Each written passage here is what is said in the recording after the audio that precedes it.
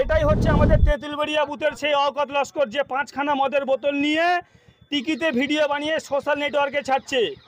আর এই ছেলেটার বাড়িতে আজকে নওশাদ সিদ্দিকী ভাইজান এসে রাজনীতি করতে এতে চলে। আমি সোশ্যাল মিডিয়ায় দেখেছি যে অকাতের মদের বোতল সামনে আছে, সেই ছবি তুলে দেখাচ্ছেন। এই ছবিটা ওনারা পেলেন কি করে? উনি নিশ্চয়ই ওনারা অকাতের সঙ্গে ছিলেন, কারণ মদ খায় মানুষ, হয় কোনো ডেরায় আর না হলে ঘরে। তাহলে যে জায়গায় মদ খেয়েছে সেই ছবিটা ওনারা পেয়েছেন, হয় ওনাদের লোক নাহলে ওনারা সঙ্গে ছিলেন, নইলে এই ছবি ওনারা পাননি। 1 নম্বর কথা। 2 নম্বর, আমি তো সেটাই বলছি, লোকসভার আগে পর্যন্ত খুব একদম বুজুম ফ্রেন্ড ছিল, গলায় গলায় বন্ধু ছিল। সেই সময়কার ছবি, যত অসামাজিক কার্যকলাপ ওকে দিয়ে করানো হয়েছে তৃণমূলের নেতারাই করিয়েছেন। তাকে 5,000 করে টাকা দেওয়া হতো, সে তো নিজে বলেছে সোশ্যাল মিডিয়ায় যে ওর আল ঠেলে আয়, ওর ঘর ভেঙে আয়, ওর দোর ভেঙে আয়, তোর 5,000 করে টাকা দিচ্ছে। এইভাবে তাকে কাজে ব্যবহার করা হয়েছে। সে যখন আস্তে আস্তে নিজের বিবেকের তাড়নায়, নিজের যন্ত্রণায় বুঝতে পারছে যে এই কাজ করা উচিত হয়নি, আর ওদের নিজেদের দলের মারামারির কেসে এমনভাবে জড়িয়ে দিয়েছে, নিজেদের দলের মধ্যে ওকে আসামি বানিয়ে দিয়েছে। ওই ভদ্রলোক আবার বলছেন যে তো জামিন দেওয়ার জন্য আমি টাকা দিয়েছি, 2 লাখ টাকা দিয়েছি, মাসে মাসে টাকা দিয়েছি। কেন দিয়েছিল? কেন দিয়েছিল? ওদের হয়ে মস্তানি করতো, গুন্ডানিমো করতো, অসামাজিক কার্যকলাপ করতো, তাকে পুষে রেখেছিল ওই কাজ করার জন্য। তাকে উৎসাহ দেওয়া হতো, পয়সা দেওয়া হতো, উপটাকান দেওয়া হতো। নির্লজ্জ এসব কথা সামনে বললে কোথায় চলে যাবে বুঝতে পারছে না, নিজের দিকে উল্টো বুমেরাং হয়ে যাবে, এটা বুঝতে পারেননি। এখন সে তো সব খোলসা করে বলছে। সে যখন বুঝতে পারছে যে এদের সঙ্গে এইভাবে চললে আমার জীবনটা শেষ হয়ে যাবে, সে যখন ভালো পথে আসতে চাইছে, তো তাকে সাহায্য করবে কিনা আপনি বলেন? যদি কেউ ভালো পথে আসতে চায়, আইএসএফ করতে চায়, ওয়েলকাম। সে যদি তার অসামাজিক কার্যকলাপ, সে যে ক্রিমিনালাইজেশন, তার যে অন্যায় কার্যকলাপ, অপকর্ম যে তৃণমূল তাকে দিয়ে করাতো, সেটা বন্ধ করে সৎ পথে মানুষের স্বার্থে হকের জন্য আমাদের দল করতে চায়, আমরা মনে করি সেটা আমাদের ক্ষেত্রে অনেক ভালো, সমাজের ক্ষেত্রে ভালো। সমাজে এই ধরনের কাজ যত অপবাদ হোক আমরা বেশি বেশি করে করব। অসামাজিক খারাপ লোককে দলের মধ্যে ভালো করার কাজ আমরা করব। তাকে 5,000 টাকা দিতে সে এখন কোথায় আছে? 25-30 হাজার টাকা ইনকাম করছে, সংসার চালাচ্ছে সুখে আনন্দে। সেই কারণে এদের গাজালা করছে, এদের কথায় বোম মারে না গো, এদের কথায় লুট করতে যায় না, এদের এখন গাত্র দেওয়া হচ্ছে। এরকম ব্যাপার কতদিন চলবে? অন্ধকারের রাজত্ব তৃণমূল আর কতদিন চালাবে?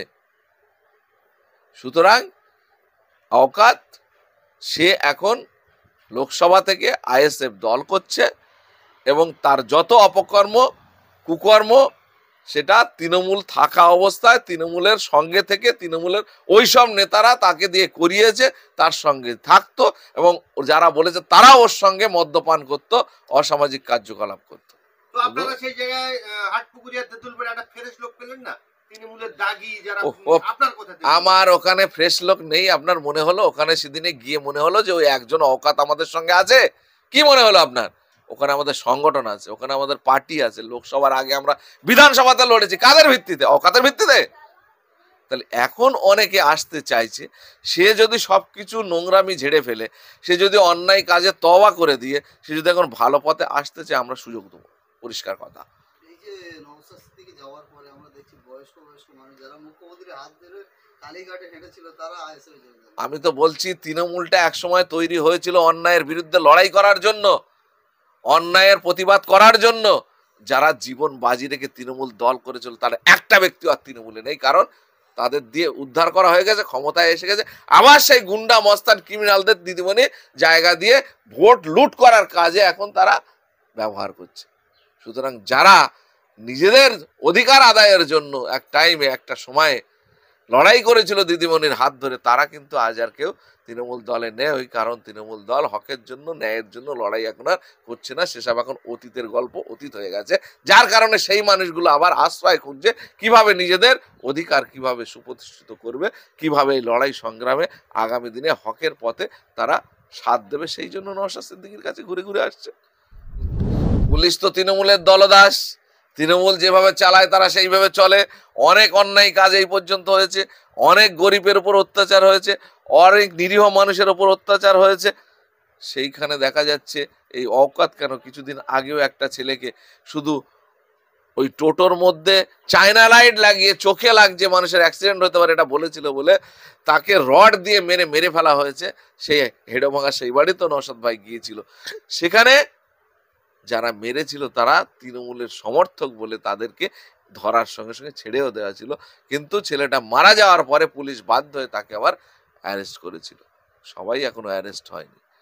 কি বলবো, এই পুলিশ এদের প্রমোশন, এদের চাকরি বাঁচানোর জন্য, শাসকের কাছে মানে ভালো সার্টিফিকেট পাওয়ার জন্য এইভাবে অন্যায় কাজে সাথ দিচ্ছে। কিন্তু এরা যখন চাকরিতে গ্রহণ করে, সংবিধানের শপথ নেয় যে জনগণের হয়ে আমরা কাজ করব, জনগণের হয়ে কাজ করব, জনগণের প্রোটেকশন দেবো, সেইটা কিন্তু এরা ভুলে গিয়ে নিজেদের স্বার্থের জন্য এই তৃণমূলের দলদাসে পরিণত হয়েছে। এই যে অকাত লস্করের বাড়িতে গিয়েছিল যে হাটপুকুর তেঁতুলবাড়িয়ায়, সেই জায়গায় তৃণমূলের জনপ্রতিনিধি এবং তৃণমূল নেতৃত্ব বলছে যে নওশাদ ভাই ভাই বলে সংবর্ধনা, ভাইজান বলে সংবর্ধনা দিয়েছে, যথেষ্ট সম্মান দিয়েছে, যে সস্তার ফুটেজ খেয়ে চলে গেলেন। কি বলবেন? কোনো রকম সস্তার ব্যাপার নয়। মানুষ যেখানে নির্যাতিত, নিপীড়িত, যেখানে মানুষ অসহায়, যেখানে মানুষ নওশাদ ভাইয়ের কাছে আবেদন করে যে আমরা মানে অসহায় অবস্থায় আছি, আমাদের পাশে দাঁড়ান, সেখানে দল, মত, জাতি, ধর্ম নির্বিশেষে যদি তৃণমূলের কেউ অত্যাচারিত হয়, সেখানে যদি নওশাদ ভাইকে আবেদন করে যে আমার এখানে আপনি আসুন, সেখানেও গিয়ে হাজির হবে। এটা নয় যে আমার দল করে বলে সেখানে গেছে, এটা নয়। আর সস্তার ফুটেজের গল্প নয়। ওনারা অত্যাচার করবে, ওনারা মানুষের উপরে রিগিং করবে, মানুষকে দিয়ে বোম বাঁধাবে, মানুষকে দিয়ে অত্যাচার করাবে। সেটা যদি করে তাহলে সে ভালো লোক, সেটা যদি না করে সে খারাপ লোক। সেটা মানে নওশাদ ভাই যদি অত্যাচারিত মানুষের পাশে বাড়িতে যায়, সেটা সস্তার ফুটেজ। উনি বললে আমাদের কিছু যায় আসে না।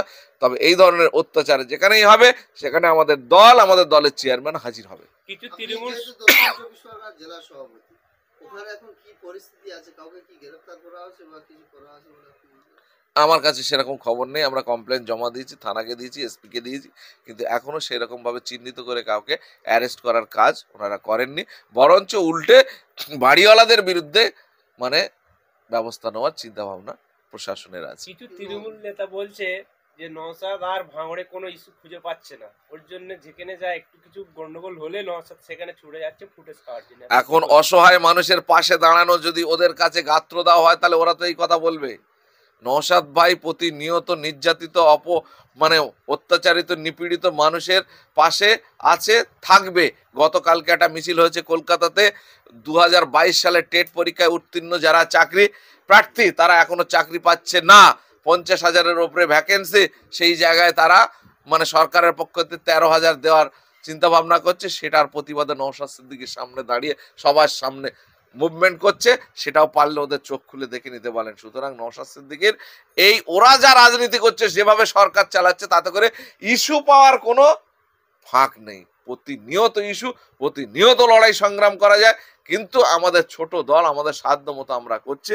কিন্তু অন্য প্রতিষ্ঠিত রাজনৈতিক দলগুলো এই অন্যায়, এই ঘোরতর অপরাধের বিরুদ্ধে রাস্তায় নামছে না। এটা আমাদের কাছে একটা দুঃখের ব্যাপার, সমাজের কাছে একটা দুঃখের ব্যাপার। এসআই এজাজ আহমেদ, আওকাতের মা অভিযোগ করছেন যে পুলিশ এজাজ আহমেদ এবং এলাকার বাবলু মেম্বার, তৃণমূলের মেম্বারের ভাই নাসির এসেই বাড়ি ঘর ভাঙচুর করেছে।